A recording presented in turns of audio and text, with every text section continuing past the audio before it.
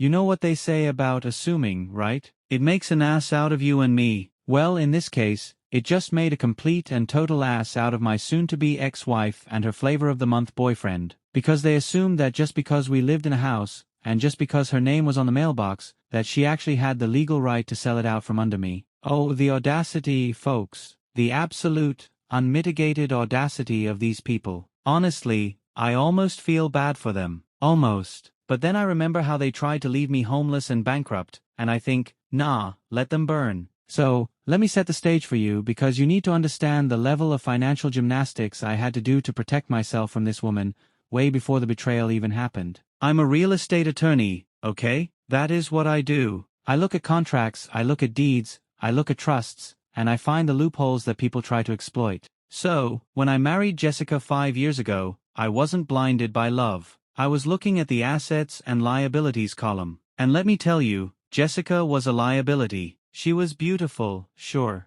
funny, charming, all the things that make you want to put a ring on it. But she was also impulsive. She treated credit limits like suggestions and savings accounts like personal insults. She was the type of person who would buy a luxury handbag because it was on sale, ignoring the fact that it still cost $3,000. So, when we bought our dream home, this gorgeous 4-bedroom craftsman-style place in a neighborhood that smelled like old money and fresh-cut grass, I made a decision that saved my life. I didn't put the house in our names. I didn't put it in my name. I put it in an irrevocable trust. The Rivera Family Trust, to be specific, with me as the trustee and the primary beneficiary. And here is the kicker. The trust documents explicitly stated that any sale, transfer, or encumbrance of the property required the signature of the trustee, which was me, and only me. Jessica signed the paperwork at closing. She was there. She saw the word, trust. She nodded, she smiled, but knowing her, she probably just thought it was some fancy lawyer talk to save on taxes. She didn't read the fine print. She never read the fine print. And that, my friends, is why she is currently sitting in a cell instead of sipping margaritas in Cabo.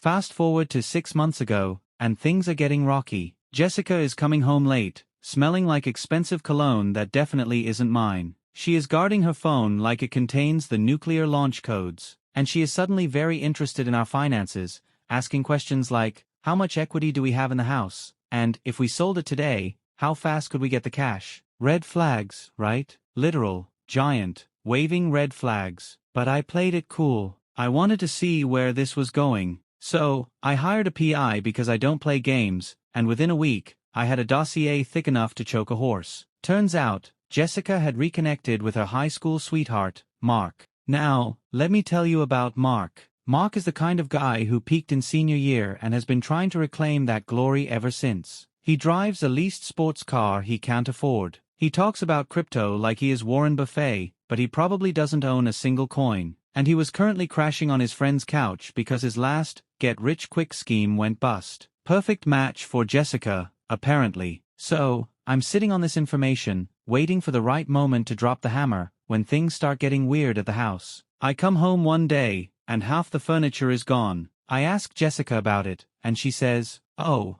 I'm just decluttering, babe. We need a fresh start." Fresh start? Yeah, okay. I knew what that meant. She was staging the house. She was getting ready to list it. But I thought to myself, she can't list it. The deed is in the trust. No realtor will touch it without my signature. Well, I underestimated the power of stupidity and fraud combined. See, Jessica didn't go through a realtor. She went through one of those, we buy houses for cash, sketchball operations you see on telephone poles. She found a guy, let's call him Shady Steve, who didn't care about title searches or due diligence. He just wanted a quick flip, and Mark, her genius boyfriend, convinced her that he had a buyer lined up who would pay cash, under the table, no questions asked. I didn't know the specifics at the time, I just knew she was up to something. Then came the day, the literal day that broke my brain. I was at work, dealing with a client who was trying to sue his neighbor over a fence line, when I got a notification from my doorbell camera. Motion detected at your front door. I open the app, expecting to see an Amazon delivery or maybe a solicitor. Instead,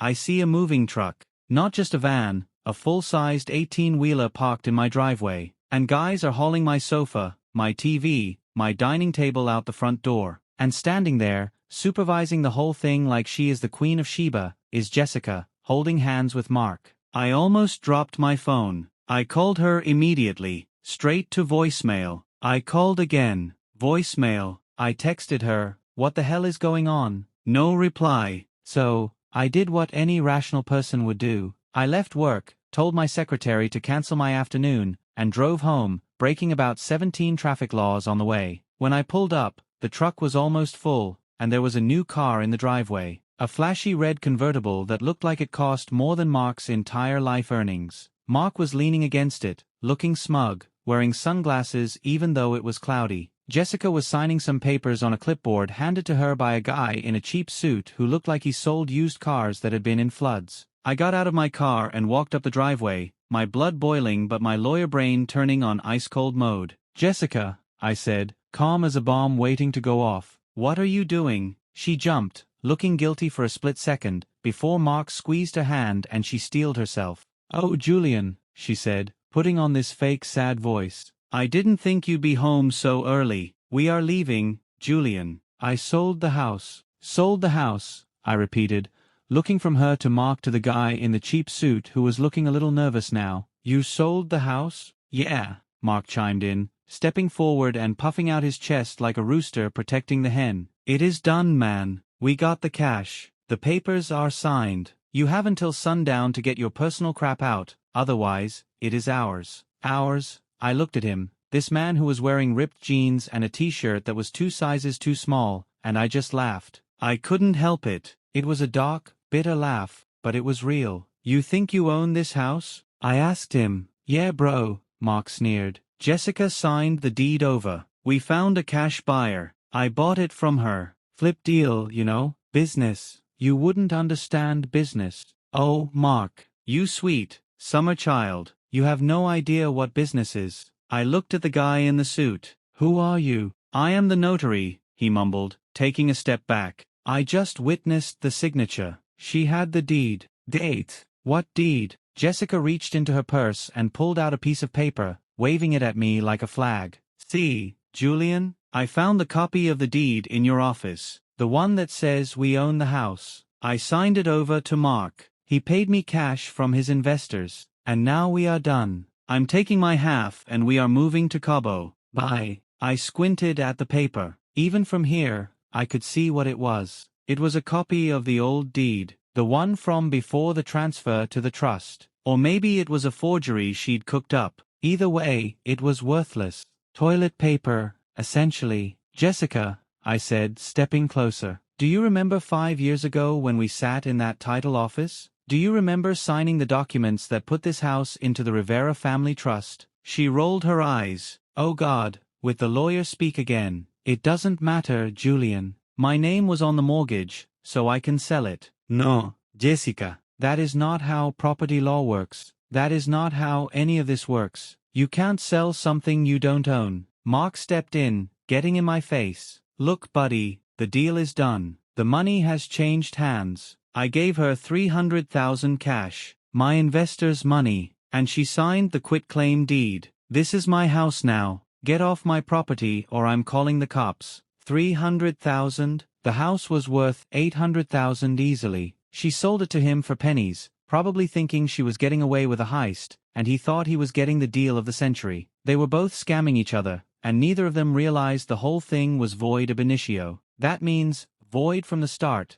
For those of you who didn't go to law school. Go ahead, Mark, I said, crossing my arms. Call the cops, please. I would love for the police to be here for this. He looked confused, but he pulled out his phone and dialed 911, telling the operator there was a trespasser on his property. While we waited for the police, I walked over to the moving truck. Hey guys, I shouted to the movers. Stop loading. This is a fraudulent transfer. If you move one more item, I will sue your company for aiding and abetting theft. The movers stopped dead, looking at Jessica. Lady, is this true? Ignore him, she shrieked. Keep loading. He is just jealous. The movers looked at me, looked at her, looked at the expensive lawyer suit I was wearing, and decided to take a smoke break. Smart guys. The police arrived about 10 minutes later. 2 officers, looking tired and annoyed, probably expecting a domestic dispute, which technically this was, but with a lot more paperwork. Officer, Mark said, rushing up to them. This man is trespassing. I bought this house today. Here is the deed. He shoved the paper at the cop. The officer looked at it, then looked at me. Sir, is this true? Not even close, officer, I said, pulling out my phone. I have a digital copy of the current vesting deed right here, recorded with the county recorder's office. Date, stamp, and everything. I showed the officer the screen. Look at the owner name. Rivera Family Trust. Julian Rivera, Truste. Now look at the paper he is holding. The officer squinted, comparing the two. This one says Jessica Rivera individually, he noted. Exactly, I said. She forged a deed, or used an outdated one, claiming she owned the property individually. She doesn't. The trust owns it. And as the sole trustee, I am the only person on earth who can sell it. I did not sign that paper. Ergo, that paper is fraud. And that sale is invalid. The color drained from Jessica's face. She looked at Mark. Mark looked at the officer. Wait, Mark stammered. But I paid her. I gave her the cash. Cash, officer? The cop asked, raising an eyebrow. Yeah, Mark said, sweating now. 300,000. In a briefcase. Investors' money, you know? Liquid assets. The cop looked at the briefcase sitting in the front seat of the red convertible. Sir, that is a large amount of cash. Where did it come from? That is none of your business. Mark snapped. Big mistake. Never snap at the guy with the handcuffs. Well, sir, we will need to verify the ownership of this home before we kick anyone out, the cop said, turning to me. Can you prove this trust exists? I walked into the house, past a stunned Jessica, went to my safe, which, thank God, she hadn't managed to crack yet, opened it, and pulled out the original trust documents. Stamped, notarized, and bound in a nice blue folder. Here you go, officer, I said, handing it to him. Page 1 establishes the trust. Page 4 lists the assets, including this property address. Page 10 shows the trustee's signature requirement. Jessica's signature is nowhere on the authority line. She is a beneficiary, sure, but she has no executive power. She cannot sell this house any more than she can sell the Brooklyn Bridge. The officer leafed through it, nodding. Looks official to me. He turned to Jessica. Ma'am, did you sign a contract selling this house knowing it was in a trust? I didn't know, she wailed. Julian handles all the paperwork. He tricked me. Ignorance of the law is not a defense, I said calmly. And ignorance of the contract you signed 5 years ago is definitely not a defense. You tried to sell property that doesn't belong to you. That is called real estate fraud, Jessica. And grand theft, if you took his money. Mark turned on her. Wait, you said you owned it. You said it was in your name. You showed me the paper. I thought I did, she cried. He keeps everything confusing on purpose. You lied to me, Mark shouted, grabbing her arm. I gave you the money. My investors are going to kill me if I lose that cash. Give it back. Give me the briefcase. Jessica pulled away, clutching her purse. I spent some of it. I paid off my credit cards and I put a down payment on the condo in Cabo. Spent it, Mark screamed. It has been 2 hours. Officer, the cop stepped in. All right, settle down. This is a civil matter regarding the house ownership. But the fraud, and the potential theft, that is criminal. Sir, pointing to Mark, did you knowingly purchase stolen property? What? No. Mark yelled. I'm the victim here. She scammed me. And you, sir, turning to me, do you want to press charges for the attempted theft of your home and belongings? Absolutely, I said, looking Jessica dead in the eye. She tried to sell my house out from under me. She tried to steal my furniture. And she is currently in possession of cash that she obtained through fraud. Lock them both up. The next hour was a blur of shouting, crying, and handcuffs. See, here is the thing about fraud. When you do it poorly, you don't just lose the deal. You lose your freedom. The police ran Mark's ID. Turns out his investors were actually just a loan shark he owed money to, and that cash was likely laundered or stolen somehow. So, they arrested him for suspicion of money laundering and dealing in stolen goods. Jessica, they arrested her for fraud and grand larceny. She was screaming as they put her in the car. Julian, please, tell them it was a mistake. Tell them I didn't know. I just stood on the porch, my porch, the one that still belonged to the Rivera Family Trust, and watched them drive away. The movers unloaded my stuff back into the house, billing me for the time, which I happily paid, and then left. I was alone in my big, empty house, with a red convertible parked in the driveway that got towed an hour later. And I felt fantastic. I poured myself a drink, sat in my favorite chair which thankfully hadn't made it onto the truck, and called my divorce lawyer. "Hey Jim," I said. "Yeah, it is go time. And add real estate fraud to the list of reasons." "Yeah, she tried to sell the house." "No, the trust held up perfectly. She is in jail right now." "Yeah, I will hold." Over the next few months, the legal fallout was spectacular. Jessica tried to argue in court that the trust was invalid, that I had coerced her into signing it years ago. But the judge wasn't buying it. See, I had video of the signing. I always record closing meetings. Standard practice for a lawyer. The video showed the notary explaining the trust to her, and her nodding and saying, "Yes, I understand." Perfect clarity. She lost everything. The judge voided the sale, obviously, since it was never valid to begin with. Mark is currently facing federal charges for the money laundering. Apparently, the $300,000 came from some very bad people who are not happy about losing it. Jessica is facing jail time for the fraud, though her lawyer is trying to plead it down to probation, claiming she was manipulated by Mark. Classic. Playing the victim until the end. But the best part, the absolute cherry on top of this Sunday of revenge, was the civil suit. I sued Mark for the damage to my property caused by the movers and the emotional distress. He settled out of court, giving me the remaining cash he had stashed away, which ironically covered my legal fees for the divorce. So, in the end, Jessica sold nothing. Mark bought nothing. And I kept everything. The house, the furniture, the trust, and my sanity. And now, every time I drive up my driveway, I look at that mailbox and smile. Because it reminds me of the most important lesson in real estate: always read the deed. And never, ever try to outsmart a lawyer in his own house. Oh, and one more thing. Remember that red convertible? Turns out Mark had leased it in Jessica's name using her information without her realizing it. So when he got arrested, the lease default fell on her credit, ruining her score even further. She is now living in a studio apartment, working 2 jobs trying to pay off the debts she racked up.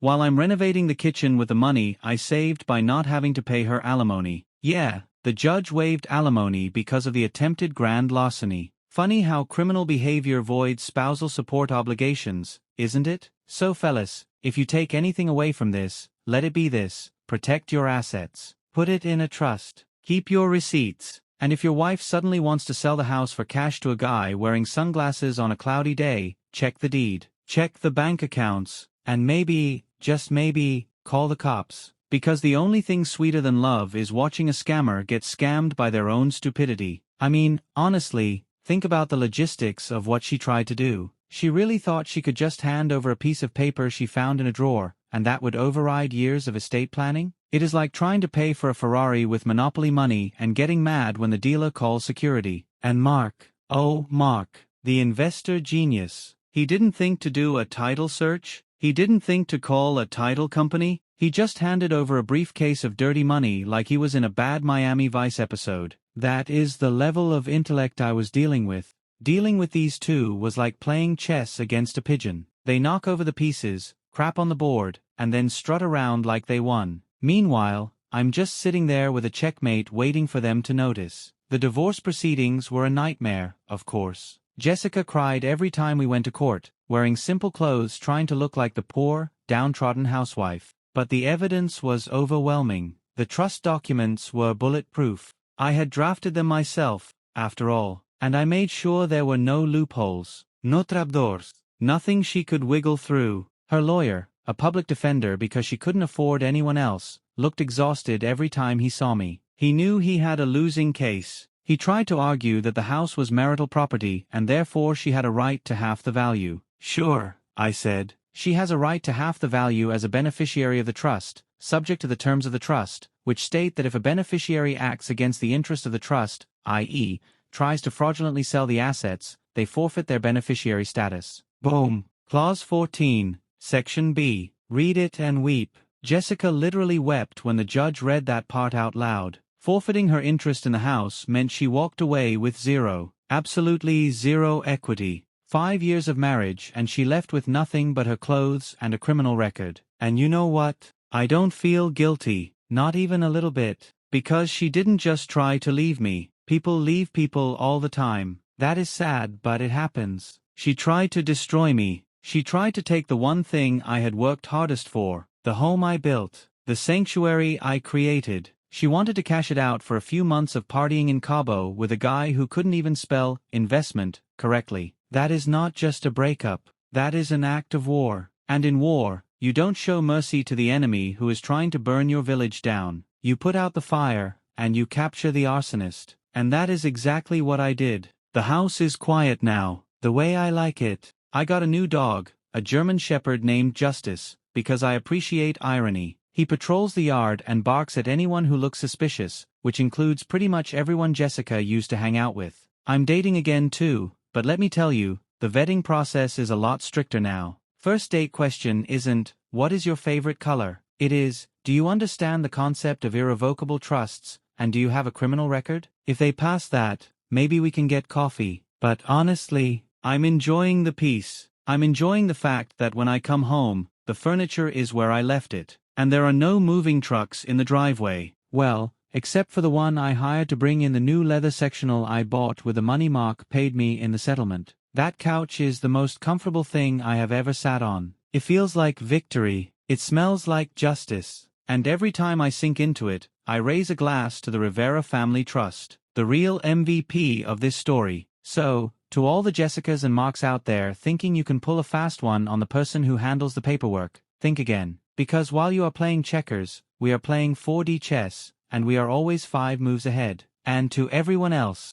protect yourself. Get a trust. Hire a lawyer. Read the fine print. Because the person sleeping next to you might just be dreaming of how to sell your pillow out from under your head. Sleep with one eye open, folks, and keep your deeds locked up tight. Because you never know when the circus is coming to town, and you definitely don't want to be the clown in the center ring. Oh, and one last detail I forgot to mention. Remember how I said Mark's investors were bad people? Well, turns out they were really bad people. While Mark was in jail waiting for his bail hearing, someone paid a visit to his apartment, the one he was renting, and let's just say they repossessed a lot more than just his furniture. They took his collection of fake watches, his leased electronics, and they left a message painted on the wall that implied he better come up with the rest of their money fast. So Mark isn't just facing jail time, he is facing a lifetime of looking over his shoulder. Karma isn't just a concept, my friends. It is a delivery service. And sometimes it delivers a brick through your window. Jessica found out about this and tried to call me from jail, begging for bail money, saying she was scared for her life,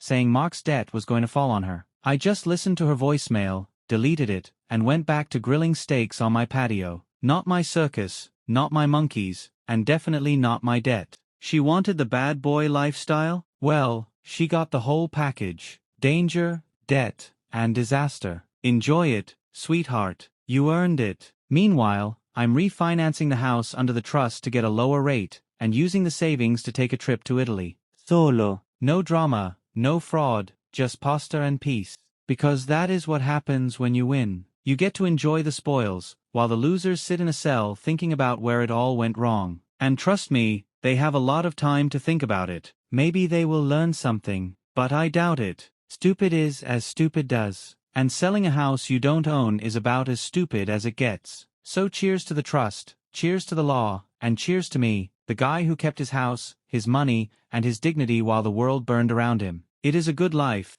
and I intend to keep living it exactly the way I planned, with ironclad contracts,